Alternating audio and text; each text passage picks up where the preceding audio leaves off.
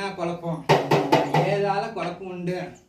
மண்ணுக்கும் மனைக்கும் கோளாறு நடந்துருச்சு. குழப்பு கிடையாது. சண்டா சச்சிடுவன்னு 2 பாகமா 2 வீடு இருக்குது.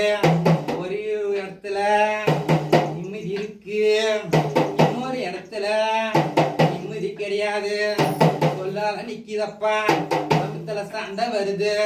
சின்ன சின்ன சண்டைய கூட பெரிய சண்டைய நிக்குது. அது என்ன பிரச்சனை? மந்திரம் இருக்குமா, மாயம் இருக்குமா? இருக்கிறதுனால எனக்கு குழப்பமும் இருக்குது. எனக்கு திக்கு தேச தெரியல. நான் எத்தனை இடத்துக்கு போன இடமெல்லாம் வழி தெரியலப்பா, திக்கு தெரியலப்பா, தேசம் தெரியலப்பா. எனக்கு என்ன செய்யறது, ஏது செய்யறது? குழப்பமா இருக்குது. மாறாட்டம் சூறாட்டம், நிம்மதி இல்லாத வாழ்க்கை அப்படின்னு ஒண்ணு இருக்கிற உண்மை படிச்சது விளக்கம் தெரியுதா? ஃபர்ஸ்ட் இப்படி வா, இப்படி வந்து கேளு எப்படி இது என்னாக்குது. இப்ப நான் படிச்சது பூரா விளக்கம் தெரியுதா? கோளாறு நடந்துருச்சாமா, அந்த இடத்துல கோளாறு நடந்துருச்சு. நீங்க படிச்சு வரையும் பதில் கரெக்டா வருதா இல்ல மாறிகிரி ஏதாவது வருதா? கோளாறு நடந்துருச்சு. சின்ன பிரச்சனை இருந்தா கூட அது பெரிய பிரச்சனைல போய் முடியுது. அப்படிதான் இருக்கு. நல்லா இருந்தா கூட உன்னை தேடி சண்டை சச்சுரு வருது.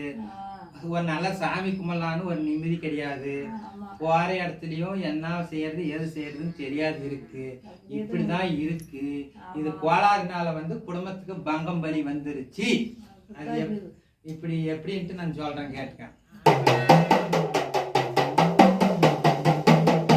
அப்ப கோளாறு நடந்துருச்சு. இப்ப மண்ணுக்கும் மணிக்கும் அப்படி பொண்ணுக்கும் பொருளுக்கும் நிம்மதி இல்லாத வாழ்க்கைப்பா, நிம்மதி இல்லாத பொழப்புடப்பா. பொழப்பையே சீர்திருத்தம் நான் பண்ணலான்ட்டு முன்ன வச்சேன். அது இப்படி நிம்மதி இல்லாத போது என்ன தெரியல, ஏது தெரியல. பங்கம் வழியாக நிக்குதாயா அப்படின்னு என்ன பிறப்பு எனக்கு எதுவும் தெரியலப்பா, என்னவோ தெரியலப்பா. கஷ்டதான் இருக்குது. 10 ரூபாய் சம்பாதிச்சா நிம்மதி இல்லாத வாழ்க்கை. ஒரு காலத்துல நல்லா இருந்தோம். இன்னைக்கு குழப்பம்தான் பெருசா போச்சு, குழப்பம்தான் பெருசா போச்சு. யார கட்ட போட்டோம், எவரு கட்ட போட்டோம், எனக்கு அப்படின்னு தான் இருக்கு. யாரோ மூலியமா கோட்டைக்கு வந்திருக்கேன். எனக்கு நல்வழிப்படுத்தி என் குடும்பத்தை காப்பாத்தி நல்ல முறையில அமைச்சு கொடுன்னு கேக்குறாய. படிச்சதெல்லாம் பதில் வந்துருச்சா? ஆமா சார், நீ கரெக்டா இருக்குது. ஆமா, சாமி கும்பிட்றதுக்கு தோழமாது எங்க போனாலும் இப்படியே இருக்குது. செலவு தான் அதிகமா இருக்குது. 1 ரூபாய் கையிலயும் நிக்குமா இருந்து எந்த இதுவும் இல்லை. இப்படிதான் இருக்கு. கோளாறு மேல மொத்தம் இருக்குது. போட்ட எல்லாமே எதுவும் ஒழுங்கா வரமா இருந்து இதுதான் என் குடும்பமே என்ன வாக்கும். உன் பேச்சு யாரும் கேக்குறதில்லையா? உன் சொல்ல யாரும் மதிக்கிறது இல்ல. உன் குடும்பத்துல கொண்டாந்தவங்களும் ஒரு மதிப்பு கிடையாது. நீ பெத்த பிள்ளைங்களும் ஒரு மதிப்பு கிடையாது.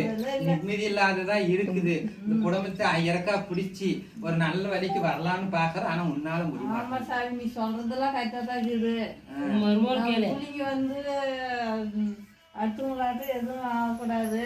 பிள்ளைங்கள நாம காய்பூவ போல இருக்கலாம் அப்படின்ட்டு நினைக்கிறோம். எதுக்கும் கை கூடி வரமாட்டுது.